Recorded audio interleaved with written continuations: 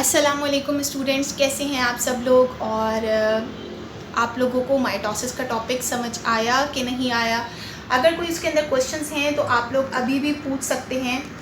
और दूसरी चीज़ ये कि आपको प्रीवियस लेक्चर में भी कुछ क्वेश्चंस दिए थे जिनके आंसर्स बहुत कम बच्चों ने अभी तक दिए हैं। तो आई होप कि और बच्चे जिन्होंने नहीं सुनी उस वीडियो को सुन लें और फिर मुझे उसके आंसर्स दें जो आपने टॉपिक समझा है। आज जो टॉपिक पढ़ने जा रही हैं एक इंटरेस्टिंग टॉपिक है और इसकी मैं एक वीडियो भी आपको जो है वो शेयर करूँगी। ये जो टॉपिक है दैट इज़ कॉल्ड मियोसिस। ठीक है, सेल डिवीज़न का जो दूसरा नाम है उसको हम मियोसिस का नाम देते हैं और मियोसिस को आज हम डिस्कस करेंगे।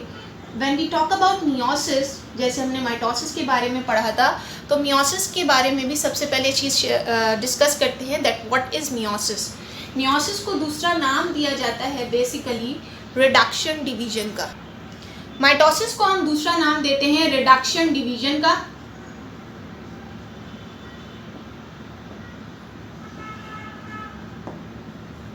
यानी कि इसके अंदर नंबर ऑफ क्रोमोसोम्स क्या हो जाते हैं, हाफ हो जाते हैं।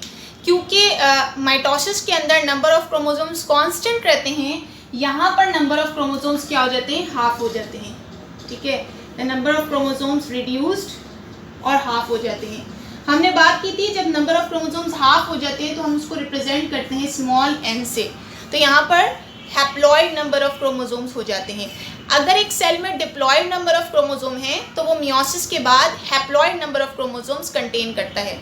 सेकेंड थिंग आपके पास आती है वो ये कि मियोसिस जो है उसके अंदर अगर हम देखें तो ये आपको जर्म सेल्स के अंदर देखने को मिलती है। जर्म सेल्स क्या होते हैं, रिप्रोडक्टिव सेल्स। ठीक है, जर्म सेल्स क्या होते हैं, रिप्रोडक्टिव सेल्स होते हैं, यानी वो सेल्स जिनके अंदर रिप्रोडक्शन हो रही होती है।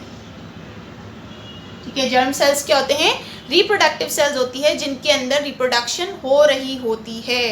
तो यहाँ पर जर्म सेल्स क्या हैं, लाइक एग और स्पर्म्स। एग फीमेल के अंदर होते हैं और स्पर्म्स जो है वो मेल के अंदर होते हैं। और फिर दूसरा बात आपके पास आ जाती है कि मियोसिस जो है वो ऑर्गेनिज्म के अंदर यानी लिविंग ऑर्गेनिज्म के अंदर वेरिएशन का एक सबसे बड़ा कॉज है। क्यों है ये हम इसके जब फेजेस पढ़ेंगे तब आपको ये बात समझ में आएगी। When we talk about meiosis, तो मियोसिस के दो फेजेस होते हैं। एक होता है मियोसिस 1 और एक होता है मियोसिस 2। और जब हम बात करते हैं मियोसिस 1 या मियोसिस 2 की, तो लाइक माइटोसिस दोनों डिवाइड हैं कैरियोकाइनेसिस और साइटोकाइनेसिस में। यानी पहले न्यूक्लियस डिवाइड होगा and then cytokinesis will be divided. जब हम बात करते हैं कैरियोकाइनेसिस की तो उस पर न्यूक्लियस डिवाइड होगा। When we talk about meiosis 1 then it will be karyokinesis 1 और जब हम बात करेंगे मियोसिस 2 की then it will be karyokinesis 2। When we talk about cytokinesis of meiosis 1 then it will be cytokinesis 1 और मियोसिस 2 के लिए इट विल बी साइटोकाइनेसिस 2। दूसरी जो एक और मेन चीज़ है कि मियोसिस के अंदर एक पेरेंट सेल डिवाइड हो जाता है 4 डॉटर सेल्स के अंदर। 1 parent cell is divided into 4 daughter cells, यानी एक पेरेंट सेल 4 डॉटर सेल्स के अंदर डिवाइडेड हो जाता है। तो होता क्या है कि मियोसिस 1 में 1 parent cell is divided into 2 daughter cells और फिर उन 2 डॉटर सेल्स में मियोसिस 2 होती है ताकि 4 डॉटर सेल्स प्रोड्यूस हो सकें। एक और चीज़ माइटोसिस और मियोसिस के अंदर जो डिफरेंस है, मियोसिस 1 टोटली डिफरेंट है माइटोसिस से, बट आपको जो यहाँ पर मियोसिस 2 नज़र आ रहा है it is totally similar to mitosis. ये सिमिलर है किसके, माइटोसिस के। Now we are going to discuss about the meiosis 1 और कैरियोकाइनेसिस 1 एंड कैरियोकाइनेसिस 2। जब हम बात करते हैं कैरियोकाइनेसिस 1 यानी मियोसिस 1 की, तो उसमें कैरियोकाइनेसिस 1 पहले स्टार्ट होगा। What will happen in prophase 1, तो प्रोफेस 1 के अंदर क्या होता है, प्रोफेस 1 के अंदर एक्चुअली इनिशियल स्टेजेस होती हैं। तो आधी चीज़ें तो वही होती हैं जैसी माइटोसिस में हम पढ़ कर आए हैं। इसमें सबसे पहले आपके पास जो है वो कंडेंसेशन होता है क्रोमेटिन नेटवर्क का। ठीक है, जैसे ही क्रोमेटिन नेटवर्क कंडेंस हो जाता है तो आपके पास ये क्या बना लेते हैं, क्रोमोसोम्स। तो क्रोमोसोम्स विजिबल हो जाते हैं।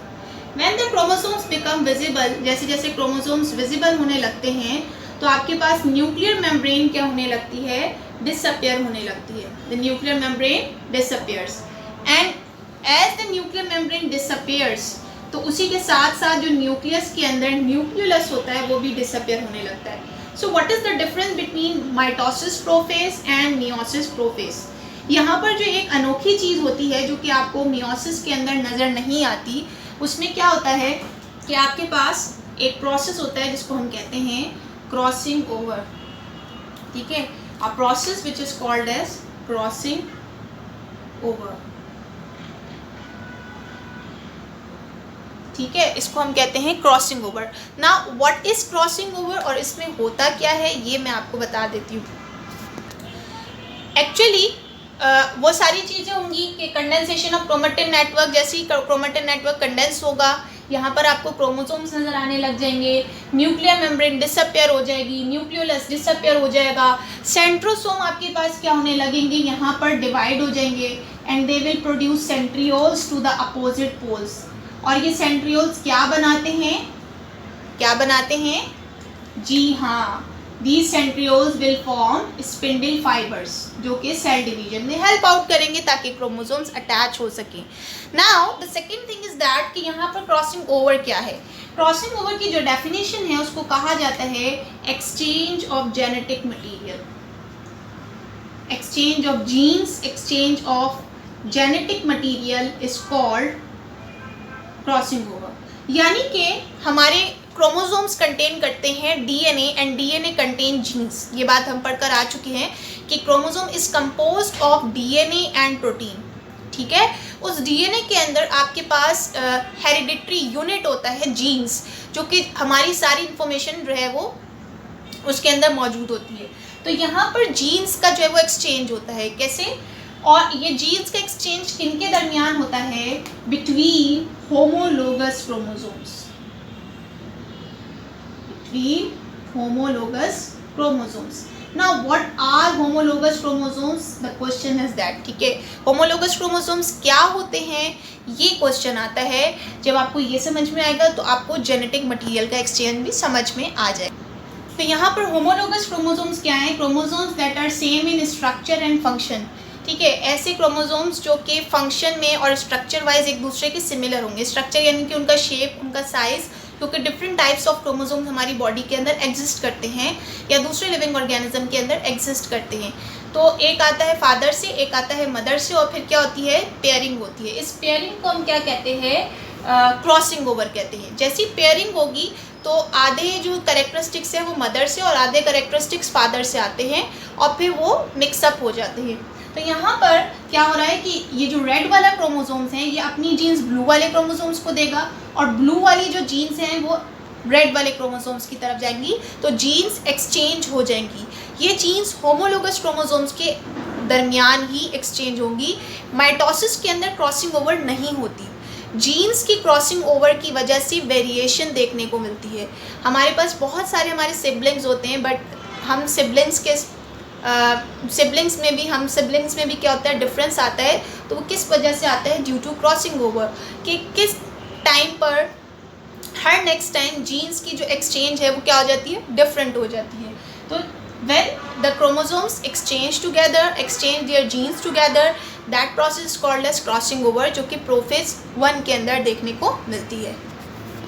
अच्छा, जहाँ जिस पॉइंट पर जीन्स एक्सचेंज हो रही हैं, सपोज करें कि अगर आपके पास ये एक क्रोमोसोम है जो कि फादर से आ रहे हैं and that is the other chromosome जो कि मदर से आ रहा है, ये पॉइंट ऑफ अटैचमेंट जहाँ पर आपके पास क्रोमोसोम्स एक्सचेंज हो रहे हैं, ठीक है, इस पॉइंट ऑफ अटैचमेंट को हम क्या कहते हैं?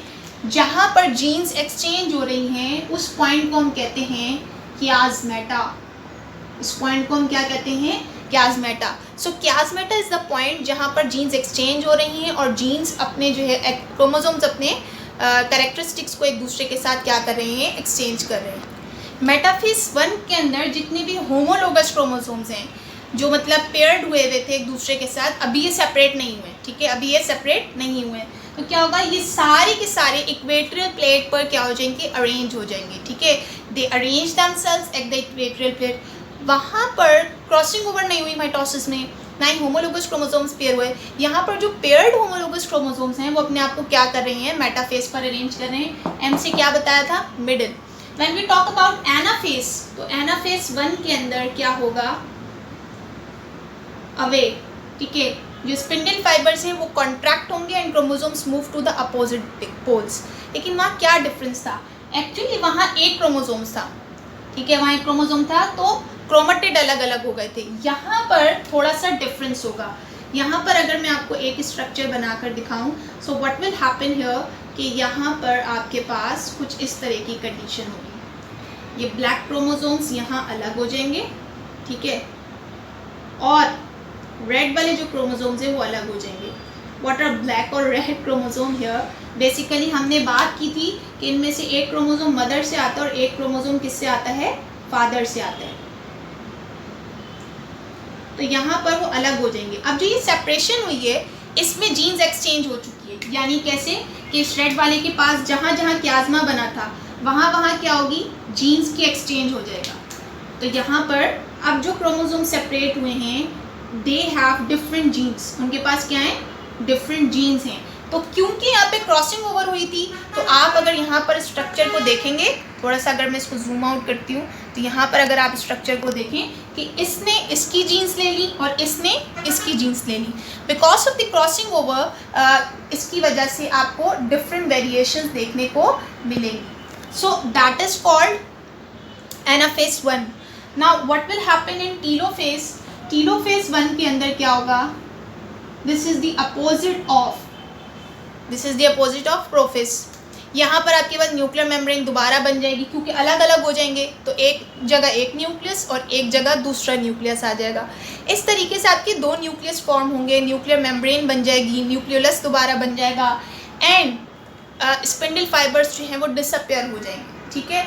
यहाँ पर एक और चीज़ बेटा याद रखिएगा, वहाँ पर क्या था माइटोसिस के अंदर कि एक क्रोमोसोम था और एक क्रोमोसोम के साथ 2 स्पिंडल फाइबर थे, एक ऊपर वाली साइड पर और एक नीचे वाली साइड पर।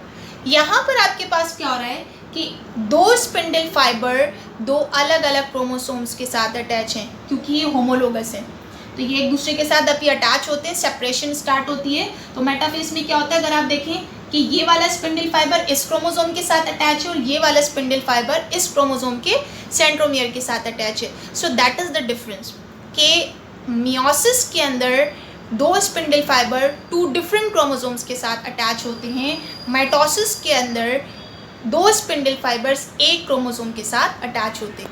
When we talk about cytokinesis 1, तो साइटोकाइनेसिस 1 टोटली सिमिलर है, जैसे कि हम पढ़कर आए थे कि एनिमल्स के अंदर सेल मेम्ब्रेन की इन्वेजिनेशन होगी और प्लांट्स के अंदर जो है वो सेल प्लेट बनेगी।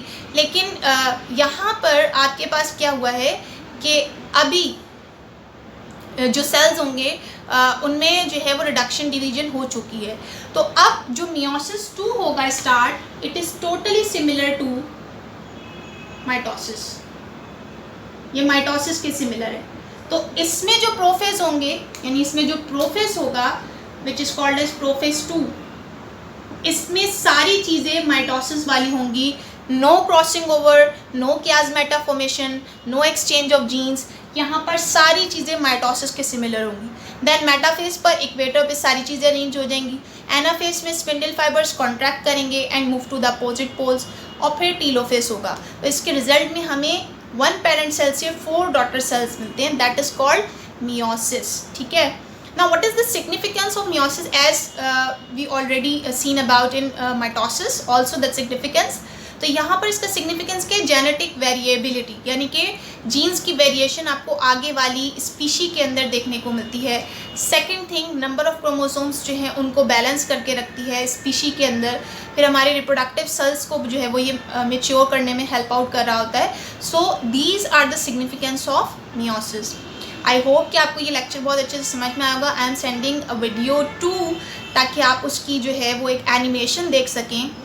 क्वेश्चंस आपके ये हैं कि आपने ये बताना है कि एक स्पिंडल फाइबर कितने क्रोमोसोम्स के साथ अटैच होता है, how many spindle fibres are attached in with chromosomes in meiosis 1, और मियोसिस 1 माइटोसिस से कैसे डिफरेंस है। Second question, what is crossing over, ये आपने बताना है। क्रोमोसोम्स किन चीज़ों से मिलकर बनता है, 2 चीज़ें मैंने आपको बताई हैं लेक्चर में, वो आपने बताना है। These are the 4 questions. और कौन सा मियोसिस का फेज़ है जो कि माइटोसिस के सिमिलर है, मियोसिस 1 या meiosis 2। So these are the 5 questions which you have to answer. I am waiting for your answer. तब तक के लिए बाय।